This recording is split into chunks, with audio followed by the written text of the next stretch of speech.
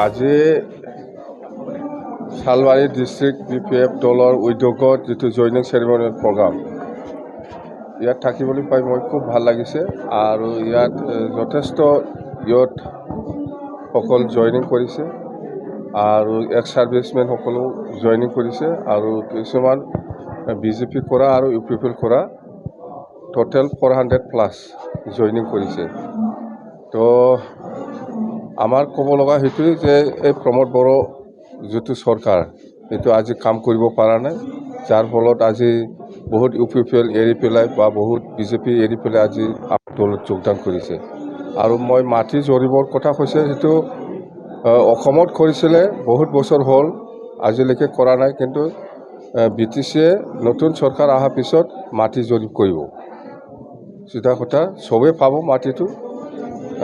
আমাৰ দিনতো আমি যিখিনি ফৰেষ্ট এৰিয়াত আদিবাসী বা বড়ো বা নেপালী বা ৰাজবংশী যিমান জাতি জনগোষ্ঠী আছিল সেইসকলক আমি মাটিৰ পাট্টা দি আহিছে, আগতো দিছোঁ আৰু ভৱিষ্যতো দি থাকিব। আমি এইটো 18 বছৰ তলত কোনো মানুহক আমি যোগদান কৰা নাই। যোনে যোনে যোগদান কৰিছে ইহঁতক সুধিলে হ'ল ইহঁতে ভোটাৰ হয় না নহয়।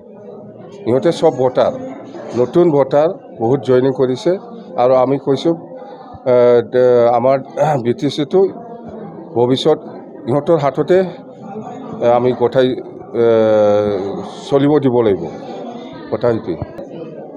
এইটো ইণ্টাৰনেশ্যনেল হওক ডমেষ্টিক হওক, প্ৰমোদ বড়োৰ মিছনটো এইটোৱে, সদায় ফেষ্টিভেল, সদায় মিছন, এই মিছন বনাই আছে। কি মিছন বনাই আছে আপোনালোকেও জানে, কিন্তু গোটেই মিছনবিলাক ফ্লপ আৰু যিমান ফেষ্টিভেল কৰি আছে সেইবিলাক গোটেই ফ্লপ। পইচা ওলাই পেলাই খাবৰ কাৰণেহে এইবিলাক মিছন আৰু ফেষ্টিভেলটো কৰি আছে। একো কৰা নাই, জিৰ'।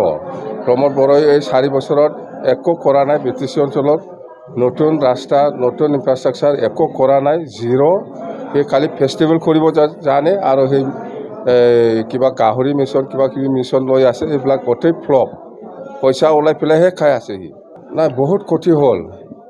অকল বড়ো নহয়, গোটেই BTC বাসী ৰাইজে বহুত তললৈ গৈছে। আগততো বহুত ভাল হৈছিল, এতিয়া মুঠতে পুৰা ডাউন ইকনমিকেলি। ৰাইজে বিচাৰি আছে আমাৰ BPF দলে চৰকাৰ বনাব লাগে বুলি।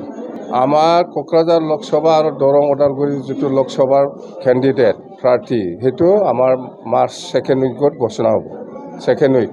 আৰু জিকাটো আমাৰ 100% হৈ আছে। 1 নম্বৰ পজিশ্যনত আছে দৰং ওদালগুৰি আৰু কোকৰাঝাৰ লোকসভা।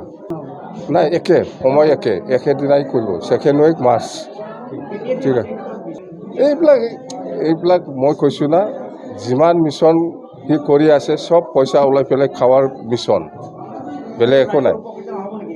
নাই, ৰাইজে একো লাভালাভ হোৱা নাই আৰু নহয়েই।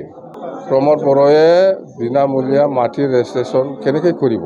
এইটোতো কিবা একটা গভৰ্ণমেণ্টৰ টেক্স আছে, এইটোতো ল'বই লাগিব না। হ'ব।